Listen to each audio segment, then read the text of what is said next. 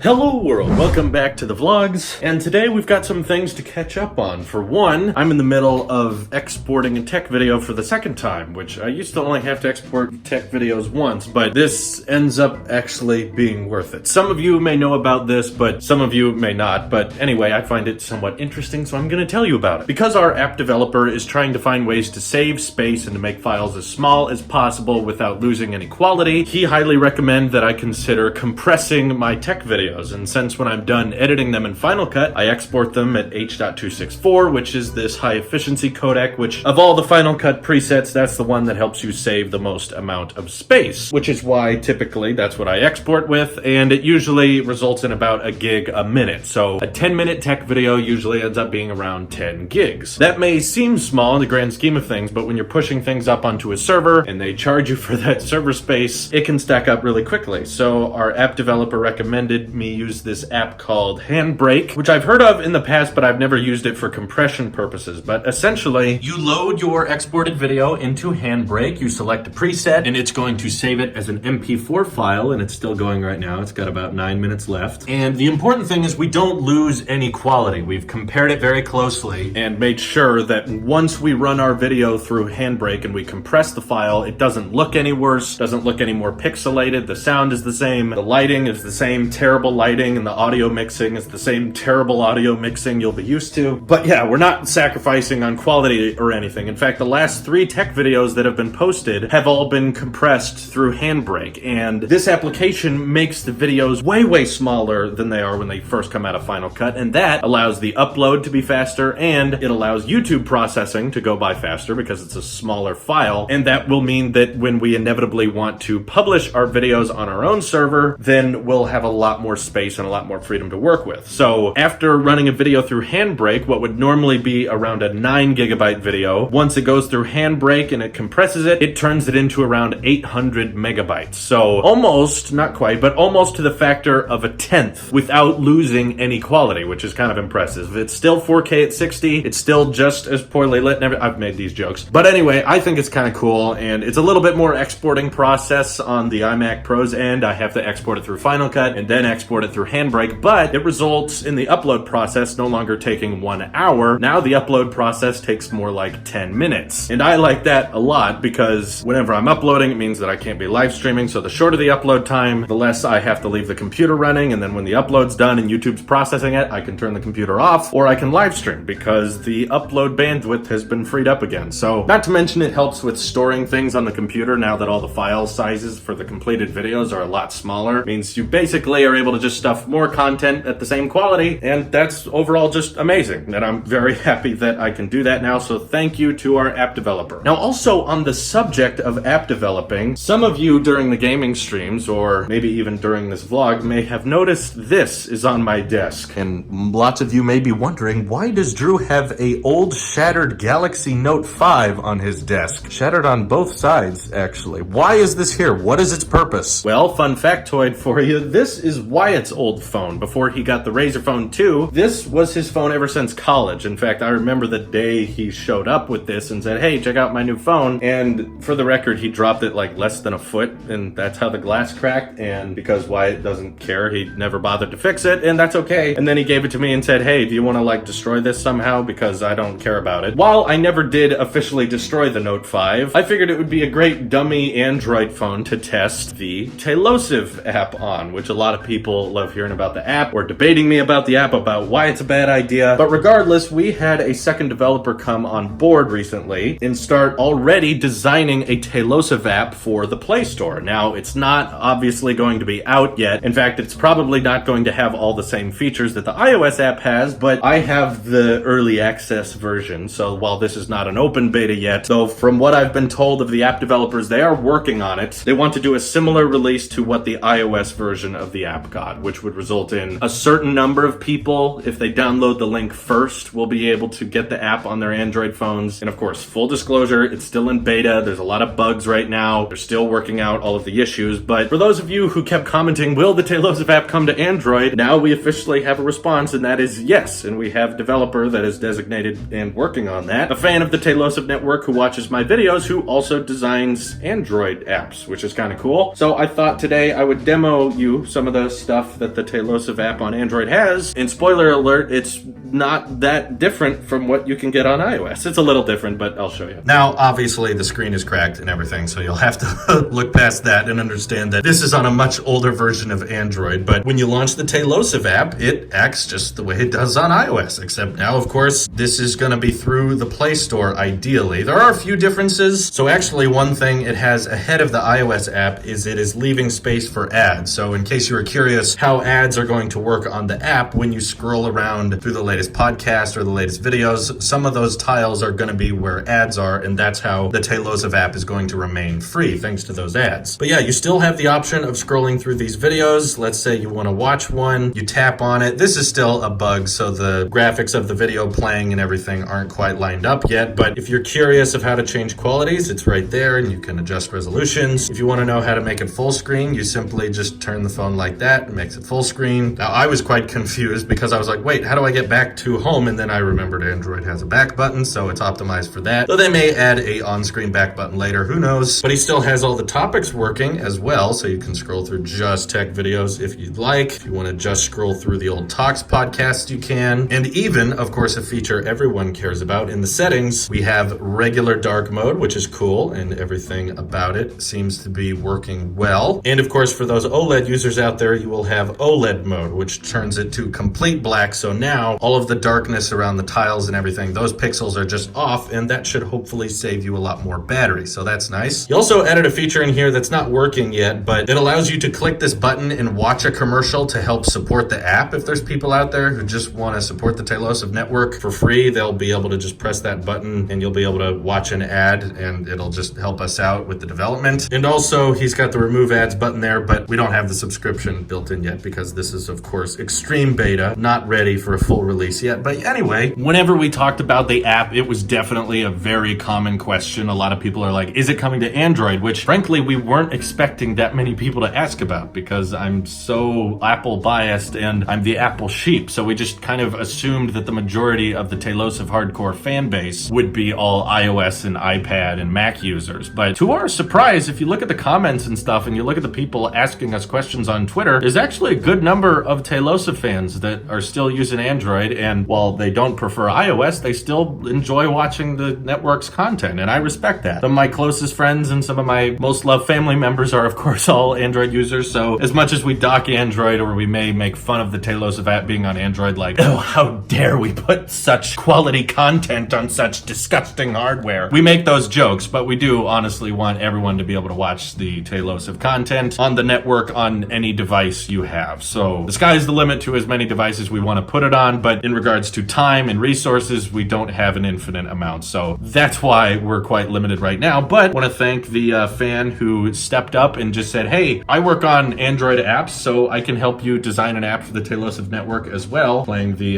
tech podcast currently. But yes, to those people wondering if the Tailosive app is coming to Android, we hear you. Thank you to the person who's stepping up to do it. And now it looks like my second export of the next tech video is done. And hopefully it's going to be a heck of a lot smaller than the original 9 gigabyte file, I think it was. Let me check real quick here to be sure. Okay. So the video straight out of Final Cut was 9 gigabytes, and now this is the compressed version, same quality, 840 megabytes. So data savings right there. Anyways, thank you guys for watching, and I hope you have an excellent day. Take care.